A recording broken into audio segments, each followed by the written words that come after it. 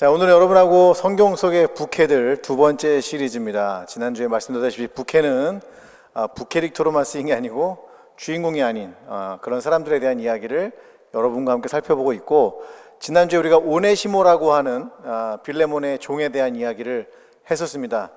오늘 여러분하고 함께 또 한 명의 이야기를 할 건데, 이 사람은 특징이 뭐냐면 끼어들기에 능한 사람입니다. 이게 무슨 얘기냐? 우리가 오지랖이 넓다고 그러잖아요. 오지랖이 넓으면 좋은 거예요, 안 좋은 거예요? 여러분 남편이나 아내가 만약에 오지랖이 넓으면 좋겠어요, 안 좋겠어요? 그러겠어요. 예. 절대 안 좋을 수 있습니다. 예. 여러분의 남편과 아내가 오지랖이 넓으면 큰일 납니다. 예. 하지만 여러분, 우리가 무조건 그것이 나쁘다고만 할 수가 없는 게, 때로는 우리가 그 끼어들기, 오지랖 이런 것 때문에 누군가를 도울 수도 있다라고 하는 것을 여러분 기억했으면 좋겠습니다. 제가 성경에서 오지랖이 제일 넓은 사람이 누구냐라고 물어보신다면 아마 저는 오늘 나온 에벤멜렉이라는 사람을 꼽을 것 같아요. 사람들이 야, 하지마, 귀찮게 왜 그런 일을 해, 너하고 상관없는 일이잖아, 너의 이익이 되지 않는 일이잖아, 끼어들지 마, 참견하지 마, 그냥 내비두면 그냥 괜찮을 거야 라고 하는 그런 상황 속에서도 불구하고, 그럼에도 불구하고 에벤멜렉은 예레미야를 돕기 위해 그 일에 끼어드는데 왜 그랬을까? 오늘 여러분과 함께 그 에벤멜렉에 대한 이야기를 하려고 합니다. 아마 여러분이 그 예언서를 듣기가 어려운데, 우리 대학 청년 보면 예언서도 많이 들으시고, 그리고 그동안 못 봤던 많은 사람들 이야기를 좀 들으실 것 같아요. 오늘 이 38장의 이야기는 어떤 얘기냐면, 이 남유다의 얼마 멸망이 남지 않은 시간입니다. 587년에 이제 이 BC 587년에 예루살렘이 망하는데, 721년에 이미 이스라엘은 망했고, 이미 북이스라엘은 망했고, 이제 남왕국에 이제 남아 있는 이 유다가 망하느냐 마느냐의 기로에 서 있습니다. 그런데 그때 마지막 왕이 누구였냐면, 제가 수차례 말씀을 드렸지만 여러분, 시드기야라는 왕이에요. 이 시드기야 왕은 바벨론에서 지정해서 네가 왕이 되라 라고 정해준 왕이었습니다. 그런데 갑자기 일이 좀 생겼어요. 어떤 일이 생겼냐면, 시드기야는 바벨론이 싫었어요. 누가 좋았냐? 시드기야 왕은 애굽이 좋았어요. 왜냐면 애굽은 오랜 동안에 같이 함께 이렇게 살아왔던 형님 나라였거든요. 시드기야가 이렇게 가만히 바라보고 있는데 미리 뭐 내통을 했을 것 같아요. 연락을 했을 것 같아요. 형님 도와주세요 막 했을 것 같습니다. 그래서 애굽에서, 야, 바벨론 감히 니들이 어딜 지금 하면서 애굽에서 군대를 파병합니다.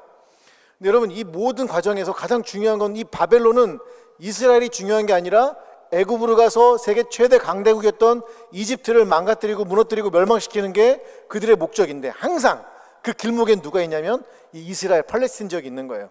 근데 여기를 점령하지 않으면 뒤통수 칠 수 있으니까, 그래서 항상 이쪽을 점령을 시켜야 되는데, 아니 자기가 세운 시드기야 왕이 뒤통수를 친 겁니다. 치고서 형님 도와주세요, 이집트 형님 도와주세요 해가지고 이집트에서 군대를 파병하고 바벨론이 잠깐 물러납니다. 왜냐하면 힘을 정확하게 알 수가 없으니까 살짝 물러납니다. 물러났다가 물러나는 상황에서 이제 한 가지 일이 벌어지는 거죠. 그게 바로 오늘 37장 17절, 그러니까 오늘 읽은 거 전장의 본문에 이런 이야기가 나옵니다. 한번 읽어봅니다. 시작. 시드기야 왕이 사람을 보내어 그를 이끌어내고 왕궁에서 그에게 비밀이 물어 이르되, 야훼께로부터 받은 말씀이 있느냐? 예레미야가 대답하되 있나이다. 또 이르되 왕이 바벨론의 왕의 손에 넘겨지리이다. 이런 표현을 씁니다.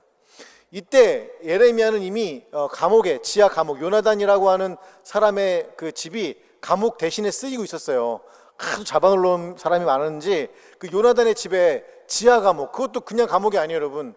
이제 성경에는 뚜껑이 있는 물웅덩이라고 되어 있지만, 그렇죠, 사실 그게 맞을 거예요. 근데 지하 감옥입니다. 밑으로 내려가는 거예요. 뚜껑이 딱 닫혀 있고 빛이 거의 보이지 않고 밑에 물이 좀 있는 그런 웅덩이에 예레미야가 갇혀 있었습니다. 그것도 오해를 받아가지고. 왜냐면 예레미야가 항상 무슨 메시지를 전달했냐면, 바벨론이 너희들을 점령할 거야, 바벨론한테 항복해야 돼, 이걸 계속 전했거든요. 그러니까 이제 그 일 때문에 붙잡혀 들어가 있었는데, 아까 얘기했죠, 시드기야 왕이 지금 승기를 얻은 것 같은 거예요. 왜? 이집트 형님들이 오셔갖고 도와줬거든요. 이집트에서 와서 도와준 거예요. 그러니까 시드기야 마음이 어떻겠어요? 어라? 이거 내 전략대로 됐네? 어라? 이거 내 계획대로 됐네.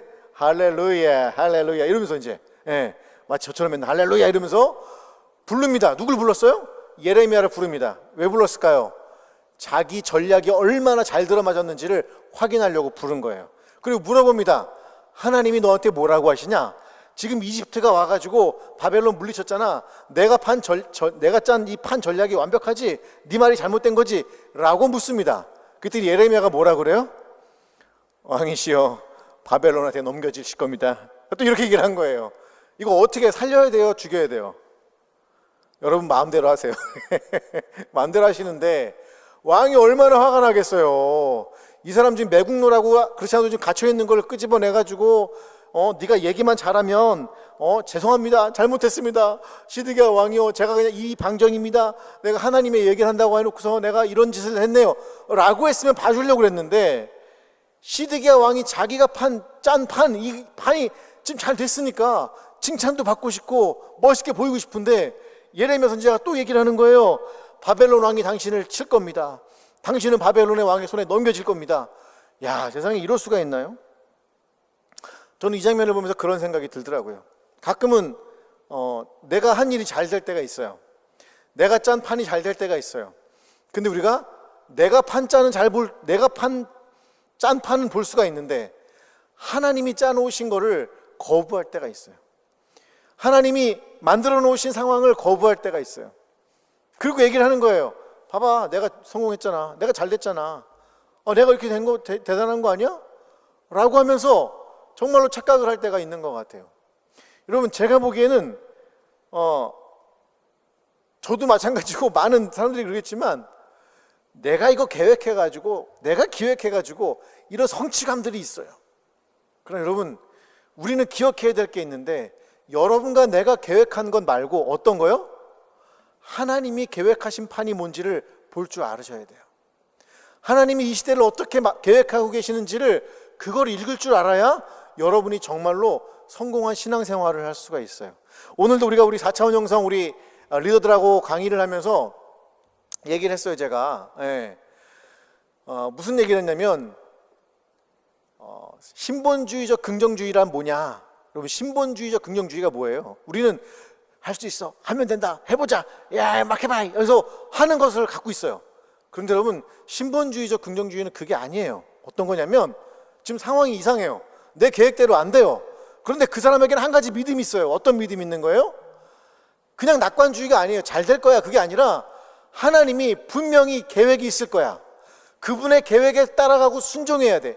제 얘기가 아니라 원로 목사님이 책에 써놓으신 내용이에요. 신본주의적 긍정주의는 어떤 거냐면 묵묵히 주님을 찬양하는 거예요. 하나님의 분명한 계획이 있겠지. 여러분이 시험 보잖아요. 뭐 시험 봐서 잘 될 때도 있고 안 될 때도 있고, 결혼을 했는데, 오늘 또 결혼한 분들도 와 계시는데 결혼했더니 너무나 만족스러울 수도 있고 또 만족스럽지 않을 수도 있고, 그런 눈으로 보지 마세요. 난 만족스러우니까. 그런 눈으로 보시면 안 돼요. 큰일 납니다. 아니, 어떤 상황이든 간에 우리는 우리가 계획을 해서 잘 되면 자랑하고 싶지만 우리의 눈은 더 큰 것들을 봐야 돼요. 뭐요? 하나님의 계획하심을 볼 줄 아는 우리 귀한 공동체 여러분 되시기를 주님의 이름으로 축복을 드립니다. 예레미야에게 시드기야가 한 가지 얘기를 합니다. 너 어디 가서 전달하지 마, 알았지? 예레미야가 얘기합니다. 알겠습니다. 알겠는데 저 요나단의 그 감옥은 너무너무 고통스러우니까 저를 거기 있지 말게 해주십시오. 그래서 시드기야 왕이 특별하게 배려를 합니다. 그리고 시위대, 근위대 뜰에 그를 두고 그가 이렇게 살아갈 수 있도록, 연명할 수 있도록 도와줍니다. 그런데 문제는 예레미야가 그러면 더 이상 얘기를 안 해야 되잖아요. 안 해야 되는데 또 얘기를 합니다. 좋은 얘기를 했을까요? 안 좋은 얘기를 했을까요? 그게 오늘 여러분과 읽은 38장 2절에서 3절에 나옵니다. 한번 함께 읽어보겠습니다. 시작. 야훼께서 이와 같이 말씀하시되 이 성에 머무는 자는 칼과 기근과 전염병에 죽으리라. 그러나 갈대아인에게 항복하는 자는 살리니 그는 노량물을 얻은 같이 자기의 목숨을 건지리라. 야훼께서 이와 같이 말씀하시니라. 이 성이 반드시 바벨론 왕의 군대의 손에 넘어가리니 그가 차지하리라 하셨다 하는지라. 입 좀 다물고 있으라고 그랬는데 다물고 있으면 얼마나 좋아, 그죠? 그래서 좀 빼줬는데, 시드기야 왕은 좀 예레미야를 대우해 주려고 했는데 이놈의 예레미야가 또 하나님의 이야기를 전달한다고 백성들에게 얘기를 합니다. 너희들이 칼과 기근과 전염병에 싸그리 죽어버릴 거야. 그러니까 빨리 항복해야 돼. 빨리 항복해야 돼. 빨리 항복해야 되라고 합니다. 여러분, 만약에 우리가 일제시대 때 예레미야 같은 사람 나타나가지고 너희들이 일본에 항복해야 돼 이러면 어떻게 했을 것 같아요? 여러분 같으면 여러분 같으면 가만 안 뒀을 것 같아. 그죠? 눈빛이 벌 달라지잖아 벌써. 제가 그런 매국노는 아니라는 것만 이해를 해주시고 그런 상황인 거예요 예레미야가 지금. 그래가지고 고관들이 화가 납니다. 왕이시여, 이 사람을 사형시켜야 됩니다. 그랬더니 시드기야 왕이 얘기를 합니다. 내가 말릴 수가 없을 것 같네. 그냥 알아서들 하세요 라고 해서 넘겨준 거예요. 그래 여러분, 이 시드기야가 지금 감옥에 있던 것도, 그래서 린치를 당했던 것도 괴로워 죽겠는데, 그리고 입이나 지금 다물고 있지, 또 얘기를 해가지고 이번에는 진흙탕 그 감옥에 갇혀버립니다. 물도 없는 진흙밖에 없어요. 바닥이 진흙이에요. 여러분, 진흙 바닥에서 주무셔 보셨습니까? 한기가 막 쫙 밤에 이거는 진짜 이건 정말 겪어봐야 하는 건데, 저 진흙탕에서 싸워보신 적 있어요? 진흙탕 싸움이라고. 너무너무 힘들어요 여러분. 거기서 먹을 것도 없고 물도 없고 아무것도 없고 그냥 거기 갇혀버린 거예요. 그것도 얼마나 깊었는지, 얼마나 깊은 줄을 매달아 가지고 그 사람을, 걔가 아니죠, 예레미야를 집어넣은 거예요. 여러분이 하나님이 한다고 그렇게 하는데, 여러분이 만약 이런 일을 겪으면 어떡하겠어요? 여러분이 하나님이 한다고, 하나님 메시지 전한다고 하나님의 이야기를 전하면서 고통받는 거예요. 전도한다고 하면서 친구들에게 교회 가자, 예수님 믿자 하는데 친구들이 뭐라 그래요? 여러분을 자꾸 진흙탕 바닥에 집어넣고, 여러분을 자꾸 그 깊은 곳에 수렁 속에 집어넣고, 열심히 신앙생활하는데 집안에 자꾸 일이 일어나요. 감당할 수가 없어요. 희망이 없어요. 진흙바닥에서 왜 나한테 이런 일을 주세요라고 우리가 부르짖을 수밖에 없는 상황이 바로 예레미야가 처한 상황입니다. 사실 위로가 되질 않아요. 어떤 말도, 어떤 신앙적인 조언도, 기도도 아무것도 있을 수 없는 그런 진흙바닥. 지금 예레미야가 그 진흙탕 속에서 무엇을 생각하고 있었을까요? 하나님 너무하신 거 아닙니까? 하나님 어떻게 나한테 이러실 수가 있습니까? 하나님, 내가 뭐 딴 거 한 것도 아니고 하나님 말씀 전하라고 해서 전한 것 뿐인데 저 백성이 말 안 듣는 건 자기들 잘못이지 왜 제가 이렇게 고통을 당해야 합니까? 라고 하지 않았을까요? 저라면 아마 좀 그랬을 것 같아요. 그런데 하나님이 그 절망스러운 예레미야의 삶을 그냥 두지 않으시고 어떤 사람을 보내주십니다.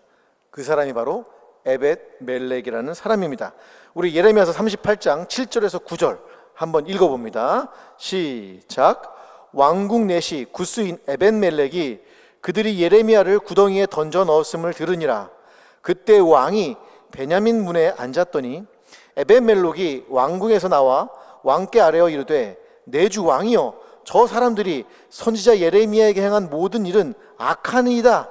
성중에 떡이 떨어졌거늘 그들이 그를 구덩이에 던져 넣었으니 그가 거기에서 굶어 죽으리다 하니.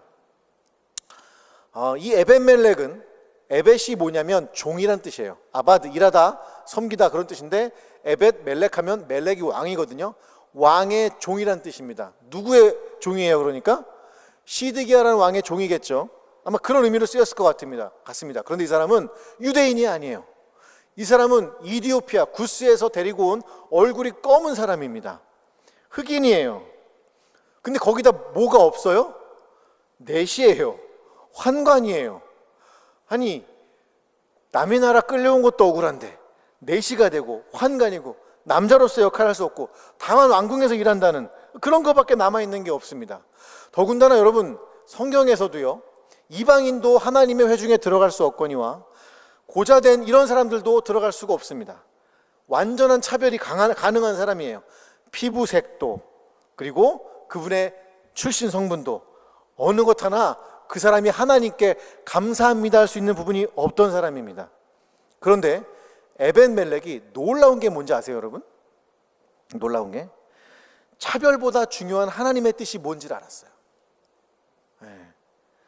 차별보다 중요한 게 뭔지를 알았단 말이에요.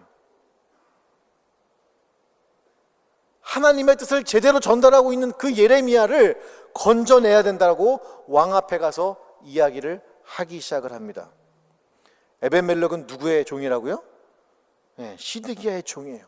근데 시드기야가 포기한 사람에 대해서 왕이시여, 지금 저 예레미야를 건져내야 됩니다. 예레미야를 구해내야 됩니다. 사람들이 뭐라고 그랬을까요? 야, 아서 끼어들지 마. 야, 거기 삶에 끼어들지 마. 무슨 너무 오지랖 넓어. 네가 예레미야를 구한다고 무슨 뭐가 변하는 게 있어? 예레미야를 구한다고 네가 무슨 상을 받아, 돈을 받아, 뭘 받아? 너 끼어들지 마. 라고 분명히 얘기했을 것 같아요. 그런데 에벤멜렉은 중요한 게 하나 있었습니다. 그는 환관이었고 내시였고 그는 흑인이었고 그는 유대인도 아니었지만 그에게 중요한 건 사람들이 끼어들지 마라고 얘기한 그게 중요한 게 아니라 하나님의 음성이 중요했던 거예요. 마치 모세가 태어났을 때 그 두 산파가 그 아이를 숨겼던 것처럼 왕이었던 세계 최대 강대국의 왕이었던 그 이집트의 왕 바로를 두려워하지 아니하고 하나님을 더 경외하고 두려워했던 것처럼, 여러분, 에벤멜렉은 누가 진짜 그의 왕이었을까요? 에벤멜렉의 왕은 누구였을까요? 에벤멜렉은 어느 곳에 귀를 기울였을까요? 오늘 이 시대가 수많은 사람들이 너 끼어들지 마, 야, 이런 상황에서 저렇게 하나님의 복음을 전하는 저게 뭐야? 라고 이야기할 수 있을 것 같아요. 저는 오늘 여러분에게 한 가지 부탁을 드리고 싶고 질문 던지고 싶은 게 있습니다. 여러분은 누구의 종입니까? 여러분의 왕은 누굽니까? 여러분은 이 세상의 유혹들에 쉽게 넘어갈 수 있죠. 다시 한번 묻습니다. 여러분의 왕은 누굽니까? 여러분 누굴 섬기고 계십니까? 여러분의 생각 때문에 지금 여러분 갇혀 있으십니까? 에벤멜렉은 사람의 눈총도 왕의 시선도 중요하지 않았습니다. 뭐가 중요했어요? 하나님이 그를 구해내고 싶다는 걸 알았기 때문에 에벤멜렉은 자신의 모든 걸 걸고 가서 끼어들기를 합니다. 오지랖을 펼칩니다. 여러분에게 모든 것에 오지랖 넓기를 바라진 않아요. 제가 여러분 오지랖 넓으면 손해보는 게 많거든요. 그런데 만약에 하나님이 여러분에게 이 일은 끼어들어야 될 일이야, 이 일은 너가 좀 참견해야 될 일이야 라고 하는 게 있다면 여러분 하실 수 있겠습니까? 여러분은 누구의 종입니까? 여러분의 왕은 누굽니까? 귀한 하나님께서 이 에벤멜렉을 그냥 두지 않으십니다. 그리고 에벤멜렉에게 이런 축복의 이야기를 전달해 주십니다. 39장 15절에서 18절에 보면 이런 이야기가 나옵니다. 한번 읽어봅니다. 시작. 예레미야가 감옥들에 갇혔을 때에 야훼의 말씀이 그에게 임하니라. 이르시되 너는 가서 구스인 에벤멜렉에게 말하기를 만군의 야훼 이스라엘의 하나님의 말씀에 내가 이 성에 재난을 내리고 복을 내리지 아니하리라 한 나의 말이 그날에 내 놈 앞에 이루리라. 야훼의 말씀이니라. 내가 그날에 너를 구원하리니 내가 그 두려워하는 사람들의 손에 넘겨지지 아니하리라. 내가 반드시 너를 구원할 것인즉 내가 칼에 죽지 아니하고 내가 노략물같이 내 목숨을 얻을 것이니 이는 내가 나를 믿었음이니라. 야훼의 말씀이니라 하시더라. 유대인 아무도 믿지 않았는데 하나님의 백성의 이름을 가진 모든 백성들이 예레미야의 말을 믿지 않았는데 그 성에 딱 한 사람, 누구요? 에벤멜렉이라고 하는 이 내시, 에벤멜렉이라고 하는 이 구스인 흑인, 에벤멜렉이라고 하는 왕의 종, 그 사람 한 사람이 주님의 말씀을 믿고 예레미야를 건졌습니다. 하나님은 말씀하십니다. 이 성이 무너질 때 너는 무너지지 않을 거야. 왜냐하면 너는 나를 믿었기 때문이야 라고 말씀을 하십니다. 시드기야는 눈이 뽑혀버렸고 백성들은 형언할 수 없는 고통 속에 처했지만 하나님의 보호와 축복이 에벤멜렉에게 임했습니다.